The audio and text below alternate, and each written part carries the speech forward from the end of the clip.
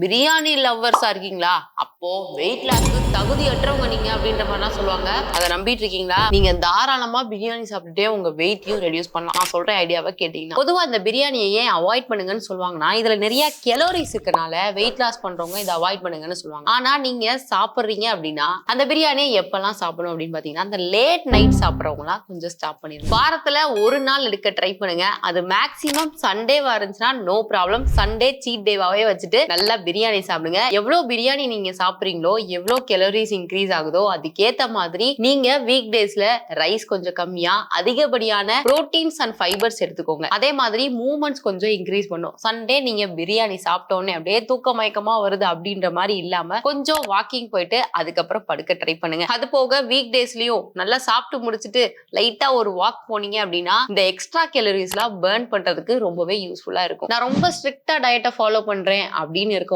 பிரியாணி எப்படி எடுத்துக்கலாம் அப்படின்னா, கொஞ்சோண்டு பிரியாணி வச்சுக்கோங்க. அது கூடவே வந்துட்டு தயிர் வெங்காயம் வச்சுக்கோங்க. கொஞ்சோண்டு சிக்கன் பீசஸ். அந்த சிக்கன் பீசஸ் ஃப்ரைட் ஐட்டம்ஸா இருக்கக்கூடாது. இது போக நீங்க வந்து இந்த சாஃப்ட் ட்ரிங்க்ஸ் அதெல்லாம் டோட்டலா அவாய்ட் பண்ணீங்க அப்படின்னா ரொம்ப கலோரிஸ் ஏறாது. நான் சொன்ன அளவுல இந்த மாதிரி பிரியாணி சாப்பிட்டீங்க அப்படின்னா நீங்க வீக் டேஸ்ல ரைஸ் குவான்டிட்டி கொஞ்சோண்டு கம்மி பண்ணிருங்க. புரோட்டீன் பிளஸ் ஃபைபர் அதிகமா எடுத்துக்கோங்க.